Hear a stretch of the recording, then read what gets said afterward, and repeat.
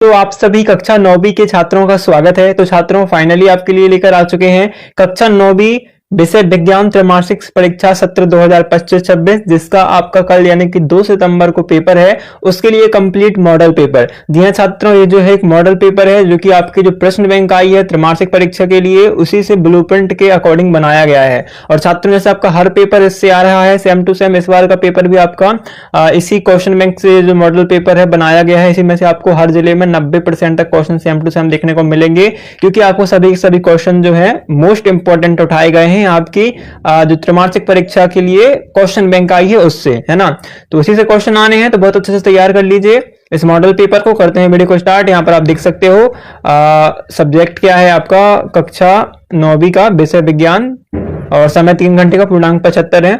यहाँ पर आपको जो पहला क्वेश्चन तैयार करना है वो पदार्थ की कितनी अवस्थाएं होती हैं।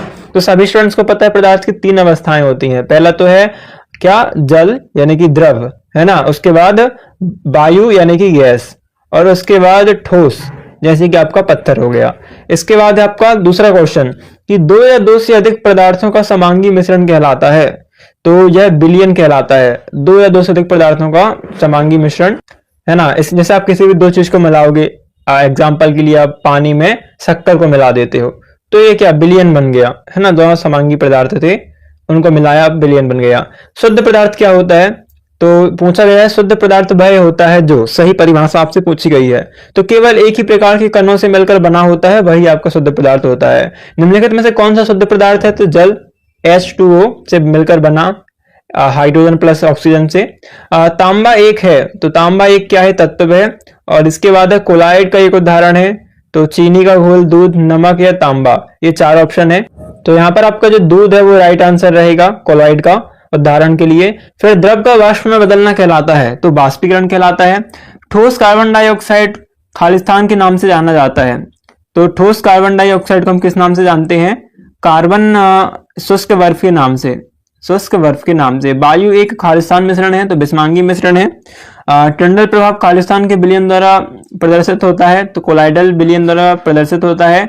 खालिस्तान धातु होते हुए भी कमरे के तापमान पर द्रव है, तो पारा जो है यानी कि मरकरी धातु है, पर भी जो आपका कमरे का तापमान होता है उस पर अब द्रव अवस्था में होती है, लिक्विड स्टेट में। फिर जीवन की मौलिक इकाई कहलाती है, तो जीवन की मौलिक इकाई या मूलभूत इकाई कौन है, कोशिका है। बहुत सिंपल क्वेश्चन है, बहुत अच्छे से याद कर लीजिएगा। अभी सप्त में आ चुके हैं, तो गैस सबसे अधिक संपीड़नीय अवस्था होती है। तो हाँ, सबसे ज्यादा हम संपीड़ित जिसे कर सकते हैं वो गैस है। इस प्रकार आपने टंकी में देखा होगा, टंकी का वजन कितना ज्यादा होता है, पर गैस का वजन तो उतना होता नहीं है। तो वहां पर बहुत ज्यादा जो गैस है संपीड़ित अवस्था में होती है, बहुत ज्यादा उसे कूट कूट कर भरा गया होता है ना। इस कारण वह वजनदार भी होती है। इसके बाद है जल का गलनांक 100 डिग्री सेल्सियस होता है, तो ये आपका जो बिल्कुल असत्य हो जाएगा। जल का गलनांक 100 डिग्री सेल्सियस, यानी कि जल पूरा मेल्ट हो जाएगा 100 डिग्री सेल्सियस में। तो गर्म करके देख लीजिएगा, मेल्ट तो नहीं होगा, है ना, मतलब और कम में भी हो जाता है।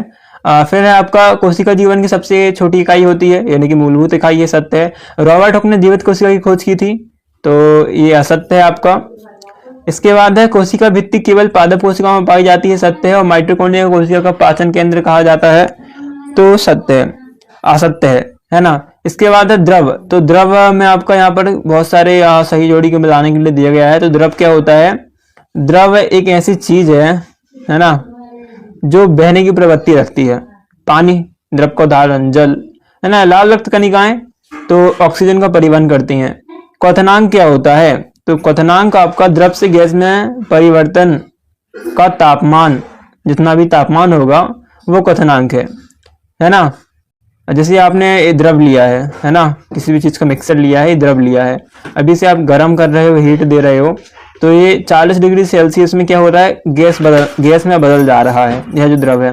तो इसका क्वथनांक कितना होगा, 40 डिग्री सेल्सियस। अब पूछा है पेशीय ऊतक, तो पेशीय ऊतक क्या होता है, पेशीय ऊतक होता है आपका गति में सहायता करता है, उसी कारण चल फिर पाते हैं।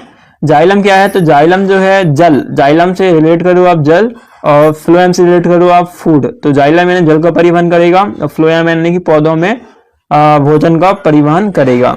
ऊतक किसे कहते हैं, तो एक ही समान संरचना वाले कोशिकाओं के समूह को हम क्या कहते हैं, ऊतक कहते हैं। एक ही समान संरचना वाले कोशिकाओं के समूह को ऊतक कहते हैं। जाइलम का कार्य क्या है, तो अभी बताया था, पौधों में क्या करना, जल का नियमन करना या पौधों में जल का स्थानांतरण करना। वेग का एसआई मात्रक क्या है ना, तो ये आप कमेंट करके बताइए क्या होता है। बहुत इजी क्वेश्चन है, इतना तो आपसे बनना चाहिए, है ना। इसका बाद हम अगला क्वेश्चन देखते हैं कि वेग परिवर्तन की दर को क्या कहते हैं। क्या कहते हैं, वेग परिवर्तन की दर को क्या कहते हैं। तो यहाँ पर जब कर संवेग, तो छात्रों वेग परिवर्तन की दर आपकी त्वरण कहलाती है ना। थोड़ा सा कंफ्यूजन था इसलिए वीडियो पॉज हुई। तो त्वरण कहलाती है वेग परिवर्तन की दर। और दूरी समय ग्राफ का ढाल क्या दर्शाता है, तो दूरी समय ग्राफ का जो ढाल है वो वस्तु का वेग दर्शाता है। क्या दर्शाता है, वस्तु का वेग, वस्तु का वेग। और वेग इक्वल टू होता है, आपको ये भी पता होना चाहिए वेग क्या होता है। तो वेग होता है स्पीड बटा गति बटा आपका क्या होता है, वेलोसिटी, है ना। तो स्पीड अपॉन वेलोसिटी होती है आपकी। ऐसा उदाहरण दीजिए जिसमें कोई त्वरित वस्तु एक समान गति से चल रही हो। तो त्वरित वस्तु एक समान गति से चल रही है, उसका जो बेस्ट एग्जांपल रहेगा छात्रों वो रहेगा आपका पृथ्वी की गति, पृथ्वी का सूर्य के चारों ओर घूमना। ठीक है, क्या आंसर रहेगा, पृथ्वी का सूर्य के चारों ओर घूमना, पृथ्वी का सूर्य के चारों ओर घूमना राइट आंसर रहेगा। अभी अगला क्वेश्चन देखेंगे प्लस उसका आंसर भी बताएंगे। तो देख रहे हैं जल्दी से आपको बिना टाइम वेस्ट करते हुए। अब पदार्थ की अवस्थाओं के नाम लिखिए। तो पदार्थ की अवस्थाएं सबको पता है 3 है। अभी पहले क्वेश्चन देख लेते हैं 2-3, फिर इकट्ठा आंसर देखेंगे। वाष्पीकरण क्या है, तो वाष्पीकरण क्या है इसका आंसर देखेंगे। एलपीजी सीएनजी का पूरा नाम लिक्विड पेट्रोलियम गैस है ना, और कंप्रेस्ड नेचुरल गैस। ऊर्ध्वपातन को परिभाषित कीजिए। तो ऊर्ध्वपातन क्या होता है, बेसिकली जब किसी पदार्थ को गर्म करने पर वो द्रव अवस्था में आए बिना, जैसे कि आप मान लो किसी पत्थर को गर्म कर रहे हो, एग्जाम्पल के लिए पत्थर को गर्म कर रहे हो और ऐसा गर्म करो कि वो मेल्ट ना हो, मतलब पिघले ना, और बिना पिघले ही सीधा बाष्प में बदल जाए। जैसे कपूर होता है, ऐसे गर्म करते हो तो पानी नहीं बनता, सीधे वो क्या होता है, बाष्प बन जाता है।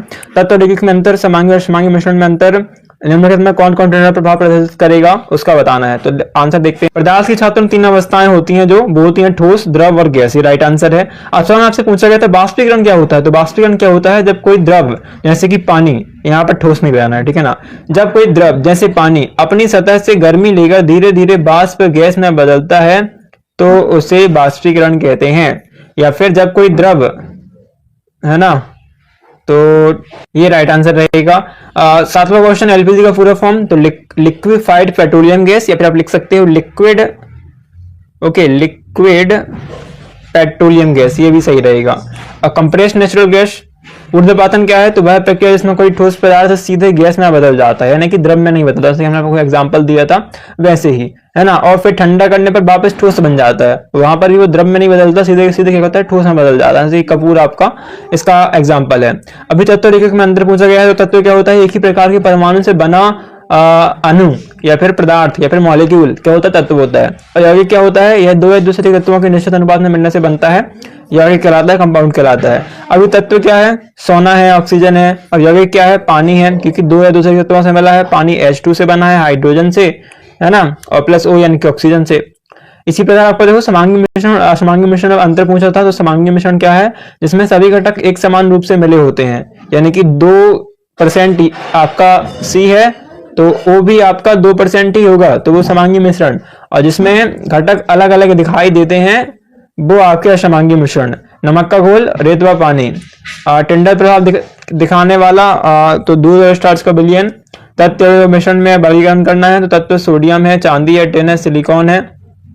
यौगिक क्या है, कैल्शियम कार्बोनेट है, मिथेन है। और मिश्रण क्या है, चीनी का घोल, वायु, है ना। कोशिका की परिभाषा, तो कोशिका शरीर की सबसे छोटी इकाई होती है जो सभी कार्य करती है, उसे कोशिका कहते हैं। 10वें क्वेश्चन का उत्तर बता दिया आपको। 10वें का 8वां क्वेश्चन देखो, जो कि प्रोकैरियोटिक और यूकैरियोटिक कोशिका में एक अंतर लिखना है।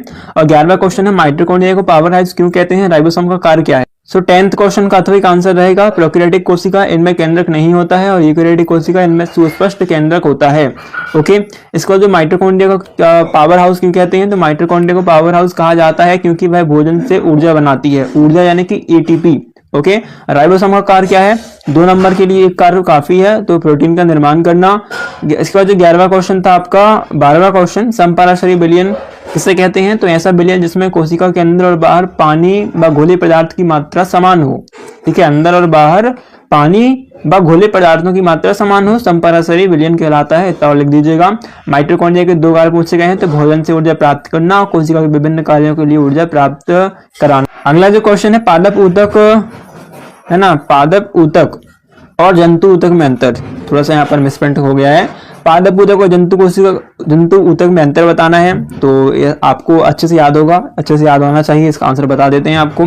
स्क्लेरल कायमा किस प्रकार का ऊतक है, इसका कार्य बताइए। जाइलम फ्लोएम में 2 अंतर, हृदय पेशी की 2 विशेषताएं बताइए। तो देखते हैं इनका आंसर। तो स्क्लेरल कायमा क्या है, एक स्थायी पादप ऊतक है। पूछा था किस प्रकार का ऊतक है, तो एक स्थायी पादप ऊतक है। कार्य क्या है, यह पौधों को मजबूती और सहारा प्रदान करता है। जाइलम और फ्लोएम में अंतर पूछे तो जाइलम क्या करता है, पानी व खनिजों का परिवहन करता है, और फ्लोएम क्या करता है, भोजन का परिवहन करता है। जड़ से पत्तियों तक एक ही दिशा में ले जाता है, और फ्लोएम पत्तियों से पूरे पौधे में ले जाता है। दिशा ना भी लिखो तो चलेगा, बस जड़ से पत्ती तक ले जाता है और पत्ती से पूरे पौधे में ले जाता है। हृदय पेशी की 2 विशेषताएं, तो हृदय पेशी एक अनैच्छिक पेशी होती है, यानी आपके कंट्रोल में नहीं है, आपकी इच्छा हो या ना हो वो धड़केगी। इनमें बार बार थकान नहीं होती। अब पैरन कायमा और कॉलन कायमा में अंदर पूछे है, तो यह जीवित कोशिका से बना है, और कॉलन कायमा यह भी जीवित कोशिकाओं से बना है, लेकिन कोशिका भित्ति मोटी होती है। अब भोजन संग्रह करता है पैरन कायमा, और पौधे के लचीलापन व सहारा देता है कॉलन कायमा। स्टोमेटा के 2 कार्य पूछे गए थे, तो गैसों का आदान प्रदान करना और बाष्पोत्सर्जन में मदद करना। 16वां क्वेश्चन है, किसी वस्तु को गति अवस्था में कब कहा जाता है। ऋणात्मक त्वरण को परिभाषित करके इसके असाई मात्रक लिखना है। वृत्तीय गति किसे कहते हैं, त्वरित गति किसे कहते हैं। हृदय पेशी के 3 लक्षण और पौधों में बाष्पोत्सर्जन के क्या लाभ हैं, 3 बताने हैं। तो देखते हैं इनके आंसर। स्टोमेटिक कार्य हमने देख लिए थे। किसी वस्तु गति अवस्था में कहा जाता है जब वह समय के साथ अपनी स्थिति बदलती है, यानी कि एक समय में क्या है, एक जगह पर रहेगी, पर हर समय वो अलग अलग जगह पर रहेगी, है ना, हर समय एक ही जगह पर नहीं रहेगी। ऋणात्मक त्वरण क्या है, जब किसी वस्तु की चाल घटती है तो चाल घटने की दर को ऋणात्मक त्वरण कहते हैं। इसका मात्रक है metre second inverse metre second का स्क्वायर। वृत्तीय गति क्या है, जब कोई वस्तु वृत्ताकार पथ पर गति करती है तो उसे वृत्तीय गति कहते हैं। त्वरित गति क्या है, जब किसी वस्तु की चाल समान समय में बदलती है तो त्वरित गति कहते हैं। हृदय पेशी के 3 लक्षण क्या है, तो यह अनैच्छिक होती है, आपस में जुड़ी होती है, ये लगातार काम करती है, जल्दी तो थकती नहीं है। पौधों में बाष्पोत्सर्जन से 3 लाभ क्या होते हैं, तो पौधों का तापमान नियंत्रित रहता है, जड़ों से पानी ऊपर चढ़ता है, और पत्तियों में ठंडक बनी रहती है। अभी देखेंगे नेक्स्ट क्वेश्चन। तो 18वां क्वेश्चन देख लिया, 19वां क्वेश्चन देख लिया, 20वां क्वेश्चन देख लो कि एक प्रयोग के दौरान अंतरिक्ष यान से एक सिग्नल पृथ्वी पर पहुंचने में 5 मिनट समय लगता है। पृथ्वी पर स्थित स्टेशन से अंतरिक्ष यान की दूरी कितनी होगी, ये आपको फाइंड करना है। यदि एक बस की गति 5 सेकंड में 80 किलोमीटर प्रति घंटा से घटकर 60 किलोमीटर प्रति घंटा हो जाती है, बस का तुरंत याद करना है। कोलॉइड क्या है, 4 गुण। शुद्ध पदार्थ और मिश्रण में 4 बिंदुओं पर अंतर, एक उदाहरण के साथ। पादप जंतु के बीच अंतर, पादप कोशिका जंतु का स्पष्ट चित्र अच्छे से याद करना है। चाल वेग और त्वरण का परिभाषित करना है और इसका सही मात्रक याद करना है। त्वरण किसे कहते हैं, इसका मात्रक सूत्र स्थापित करना सीखना है। तो बाकी क्वेश्चन के आंसर नेक्स्ट वीडियो में मिलेंगे। जब तक के लिए आप सभी वीडियो दोस्तों के साथ वीडियो शेयर करना बिल्कुल मत भूलना। वीडियो को अभी के अभी लाइक कर लेना, चैनल को सब्सक्राइब कर लेना। जितना